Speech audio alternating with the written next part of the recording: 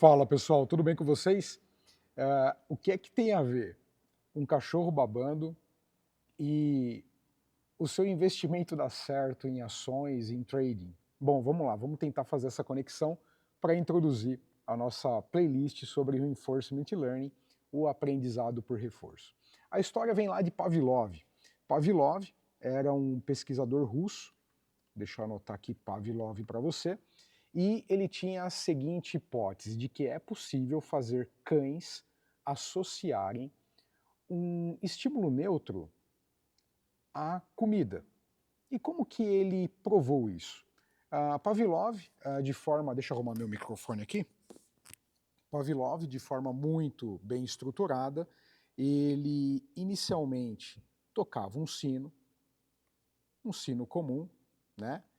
E o cachorrinho que estava lá presente, ouvindo o sino, ele, na sequência, então primeiro o Pavlov tocava o sino e num segundo movimento ele dava comida para o cachorro. Claro que no primeiro momento não aconteceu nada, o cachorro não associou sino com comida. Conforme isso ia se repetindo, chegou num estágio relativamente, claro, diferente para tipos diferentes de cachorros, mas que, em geral, depois de uma sucessiva quantidade importante de eventos desse, o cachorro começou a associar que sino significava comida, a tal ponto de Pavlov tocar o sino e a segunda coisa a acontecer não era ele ganhar comida, já era o cachorro começar a salivar, ele começava a babar, literalmente uma população importante de cachorro, mesmo que não ganhava mais comida. Então ele parou de ofertar comida depois de um número importante de episódios desse tipo, em que ele tocava o sino, dava comida, tocava o sino, dava comida, para de dar comida, o cachorro continuava salivando ao primeiro toque de um sininho que ele ouvia. Isso daí permitiu Pavlov começar a criar o conceito de aprendizado por estímulo, que os seres biológicos podem gerar estímulos a respostas a estímulos totalmente neutros, nesse caso, uma resposta digestiva a um som de um sino, o que não faz o menor sentido, naturalmente falando. Nesse processo, nós temos aí que, sim, o Reinforcement Learning começou a dar os seus primeiros passos com Pavlov. E o que é Reinforcement Learning? Bom, para a gente conseguir fazer essa distinção, é importante a gente lembrar dos três tipos de aprendizado, digamos assim. Então nós temos o supervisionado, o não supervisionado e o aprendizado por reforço. Então nós temos essas três classes distintas de técnicas, né? Então, qual é a diferença basicamente entre elas? Vamos colocar aqui uma coluna chamada aspecto, né? Então, os dados, vamos falar primeiro de dados. Dados rotulados. O supervisionado, a gente sabe que precisa de dados rotulados. Então, o que é um aprendizado supervisionado? É aquele que você apresenta o conjunto de dados com as saídas e as entradas juntas. Você apresenta o X e o Y, ou seja, você apresenta um conjunto de imagens de gato, um conjunto de imagens de cachorro.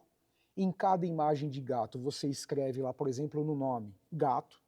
Nas imagens de cachorro você escreve cachorro. E aí você treina uma rede neural, por exemplo, com camadas convolucionais independente, a fitar que cada imagem daquela que tinha um gato era um gato. E ele vai minimizando os erros ao longo de várias épocas de treinamento, até que ele começa de fato a acertar e a discernir entre gato e cachorro. Então é um aprendizado em que você mostra para a rede o que ela tem que fazer a cada entrada. Então por isso que se chama aprendizado supervisionado. No não supervisionado, você não precisa de dados rotulados. Não é a ideia. E no aprendizado por reforço, você também não tem dados rotulados. O que você vai ter, na verdade, são recompensas ou punições, né? Recompensas ou punições. E você também não tem nenhum rótulo. Não tem rótulo. Então, basicamente é isso. Então, no supervisionado, qual que é a ideia? Você vai ter um tipo de saída que pode ser um rótulo ou um valor contínuo. Opa, acabei puxando aqui, deixa eu voltar. Um rótulo ou valor contínuo. Isso aqui na saída. O que mais a gente pode falar do supervisionado? O seu feedback, por exemplo. Como é que ele é? É uma correção direta, baseada num erro que você mede, por exemplo, uma loss function. E qual é o objetivo de cada um? No caso do supervisionado, o objetivo é prever corretamente, é ter uma boa acurácia de previsão. E no não supervisionado, que não tem dados rotulados, qual é a saída? Normalmente a gente tem agrupamentos e estrutura. Então, quais são os exemplos, né, de aplicações com o não supervisionado, ou unsupervised learning? Aqui você tem o supervised learning, o supervised learning e o reinforcement learning. No não supervisionado, você vai ter o quê? K-means, que faz a clusterização, por exemplo, árvores de decisão que extraem estruturas de um conjunto de dados. Então você sempre está interessado na busca de uma resposta que a priori está oculta naquele conjunto de dados. Você quer descobrir a estrutura, os agrupamentos que existem ali. Então essa que é a ideia. Qual é o tipo de feedback? Não tem uma correção direta, não tem correção direta. Ele acontece por meio de métodos matemáticos em geral. E qual é o propósito? Aqui é descobrir padrões, muitas vezes ocultos, e essa é a ideia, essa é a motivação dele. No caso do aprendizado por reforço, qual que é a saída esperada? Uma política de ações, né? Então veja que no caso do Pavlov, o cachorro começou a criar uma política na cabeça dele.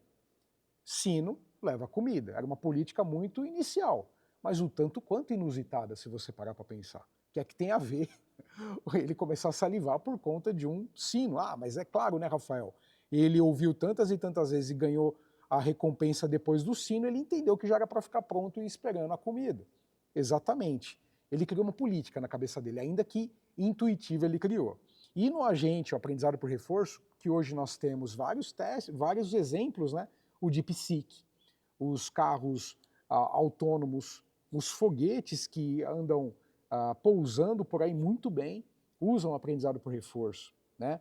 Agentes de tomada de decisão sequenciais em mesas de trading, por exemplo, mercado de ações. Então, basicamente, é essa a ideia de output que você espera de um aprendizado por reforço. E qual é o tipo de feedback que você vai receber? É uma recompensa, vou escrever pune aqui, punição, só para você entender, vamos dizer assim, tem um feedback com um delay. Né? É um feedback com delay, então ele tem um feedback levemente defasado, porque é na próximo estado que ele recebe a recompensa ou a função ou a punição daquilo que aconteceu. Né? E você tem um objetivo que é sempre maximizar a recompensa. Beleza, pessoal? Então, o que tem a ver, então, por exemplo, um cachorro babando com trading? Tem tudo a ver, Porque no fundo, você vai ter uma política de ações. No começo você tem um sino que te avisa que vai ter comida. Num caso mais sofisticado, num caso mais complexo, digamos assim, você escolhe em que ticker, em que ação você vai investir, e você não sabe o que vai vir lá na frente, mas fazendo isso de várias e várias vezes, você vai criando uma política que permite você, portanto, a começar a aprender padrões do ambiente que o levarão a tomar decisões melhores para maximizar a sua recompensa, tá bom? Deixa teu like, se inscreva no nosso canal e compartilhe com seus amigos. Até mais, pessoal. Tchau, tchau.